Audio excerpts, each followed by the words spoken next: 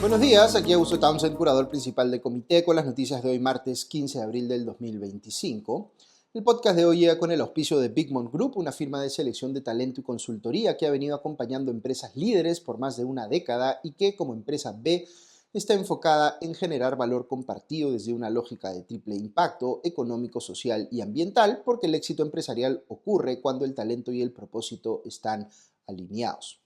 Vamos con los titulares de hoy martes 15 de abril en menos de un minuto.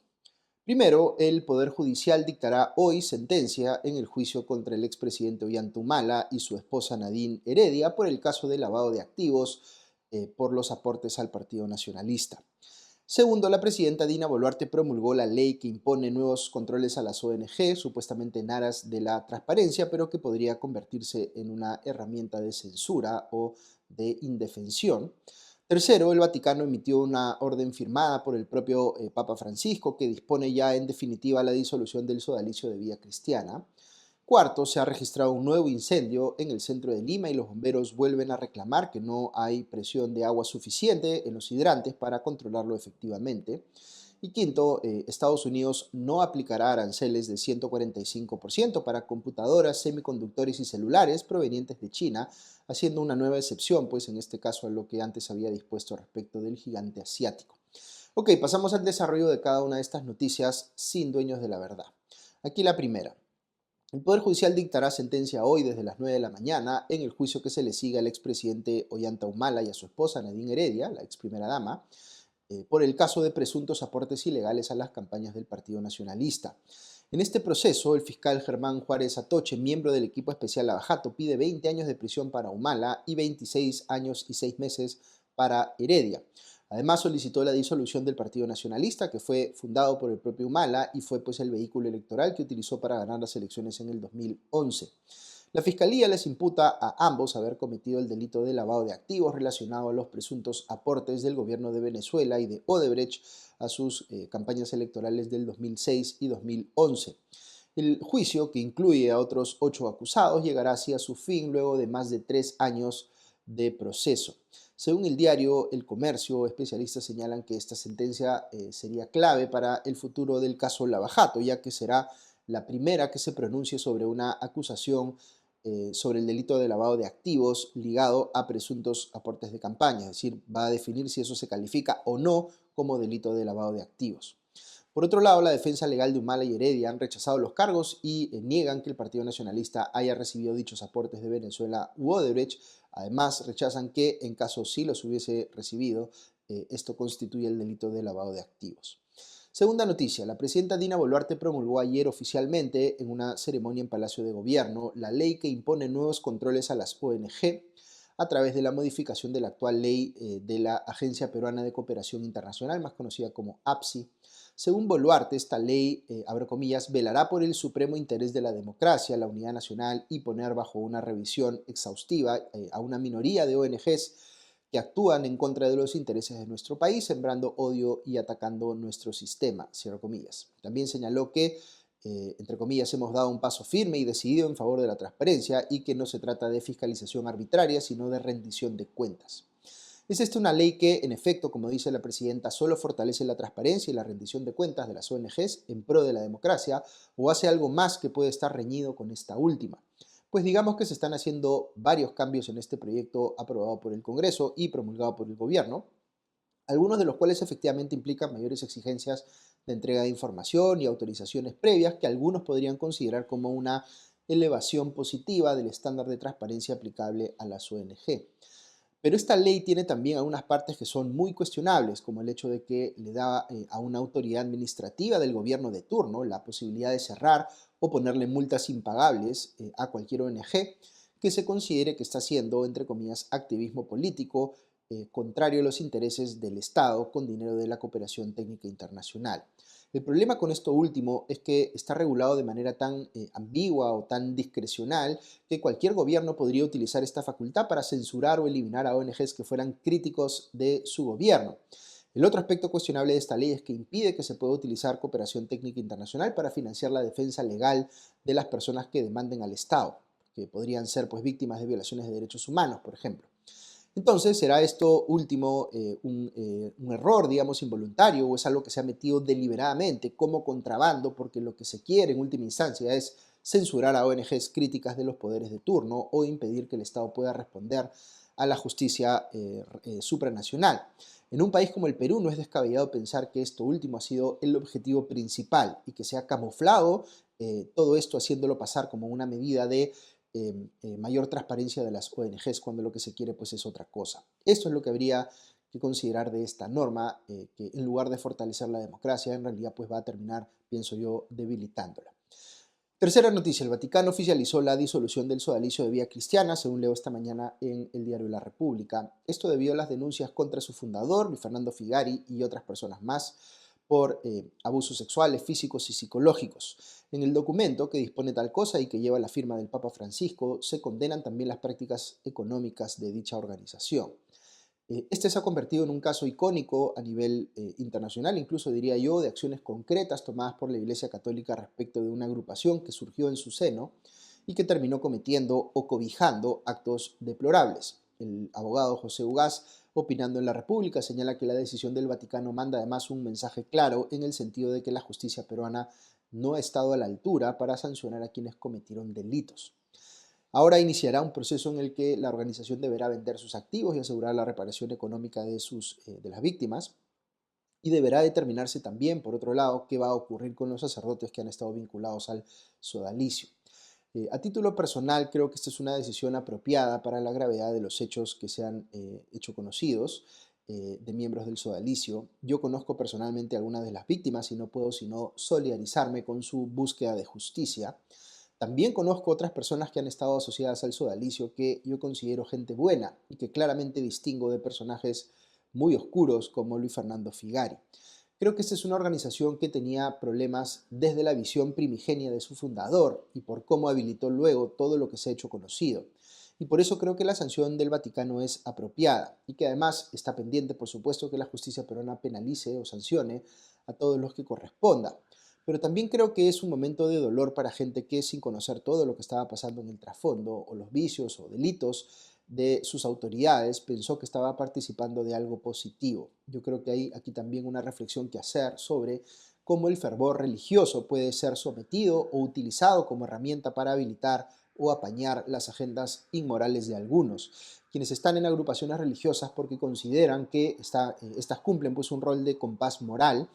Deben ser supremamente exigentes con lo que pasa en su propia casa, en lugar de asumir una defensa ciega solo por una cuestión de hacer espíritu de cuerpo. Debe motivar profunda reflexión, creo yo, el comprobar que hubo alguien o un grupo de gente que logró instrumentalizar una organización de tipo religioso para realizar vejámenes que son todo lo contrario al virtuosismo moral que supuestamente reclamaban para sí.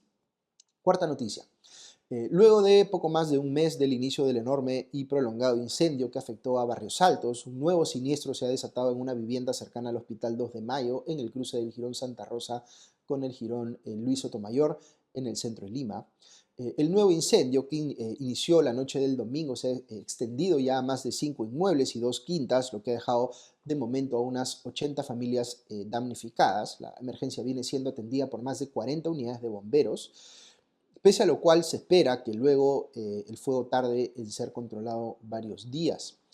De acuerdo con la información ofrecida por los bomberos, los almacenes afectados tienen dentro grandes cantidades de productos inflamables, entre los que se cuentan aparatos electrodomésticos, cartones y diversos productos hechos a base de plástico. El general Juan Carlos Morales, comandante general del Cuerpo de Bomberos, indicó a la prensa que abro comillas, el incendio está en medio de una quinta donde los accesos son muy estrechos con callejones, cierro comillas, lo que dificulta llegar al foco del fuego. De acuerdo con Morales, la quinta está escoltada por dos edificios, uno de 6 a 7 pisos y otro de 3 a 4 pisos, que han sido prendidos en fuego totalmente. El comandante general señaló que las unidades que están efectuando lo que denominó ataque aéreo, pues debido a que los edificios tienen daños estructurales y en cualquier momento se pueden derrumbar. El responsable de los bomberos señaló también que existe un problema de abastecimiento de agua. Indicó que la red pública de agua es totalmente deficiente y está totalmente colapsada, por lo que los hidrantes botan una presión bajísima que dificulta el trabajo de las unidades. Ante este problema, Sedapal anunció que venía desplegando un operativo de emergencia para contribuir con el trabajo de los bomberos a través de camiones cisternas, una acción coordinada con el Ministerio de Vivienda, Construcción y Saneamiento, pero ciertamente pues no podemos esperar que incendios de estas proporciones pues se apaguen, digamos, utilizando camiones cisternas. Quinta noticia, el gobierno de Estados Unidos anunció el viernes que algunos productos tecnológicos como las computadoras y los teléfonos móviles no van a estar sujetos por el momento a los aranceles de 145% que tienen que pagar los bienes fabricados en China para ingresar al territorio estadounidense. Lo que explicó el presidente Donald Trump el domingo es que estos productos, que también incluyen las pantallas, los semiconductores y los equipos para fabricar chips, pertenecen a una categoría arancelaria distinta y que pagarán pues los aranceles de 20% que se anunciaron en marzo en represalia por la supuesta falta de acción de China para reducir el tráfico de la droga fentanilo a los Estados Unidos. El entusiasmo sobre el tratamiento distinto para estos productos tecnológicos llevó a la Bolsa de Valores de Nueva York a recuperarse ligeramente, pese a que no queda claro qué pasará en el futuro con esos aranceles. Ayer Trump adelantó que esta semana planea anunciar nuevos aranceles para los semiconductores y otros productos como los farmacéuticos, aunque dejó abierta la puerta para que algunas compañías obtengan un tratamiento diferenciado. ¿Cómo ha reaccionado China a esta situación? El gobierno chino calificó a esta exención como un pequeño paso para que Estados Unidos corrija lo que ellos consideran una práctica errónea e hizo un llamado a Washington para que cancele por completo estos gravámenes. Recordemos que luego de que Donald Trump anunciara el 2 de abril que impondría 34% de arancel a los productos provenientes de China, el gigante asiático respondió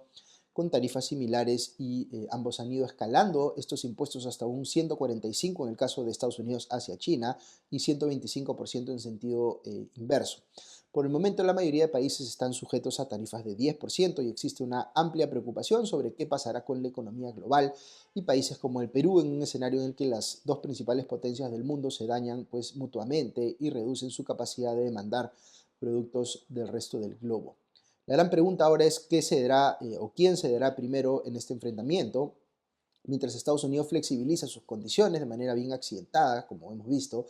China más bien ha pausado todos sus envíos de las llamadas tierras raras y magnetos a Estados Unidos, que son insumos indispensables para la industria de ese país, mientras se elabora una regulación sobre la exportación de estos productos, de acuerdo con el periódico estadounidense New York Times.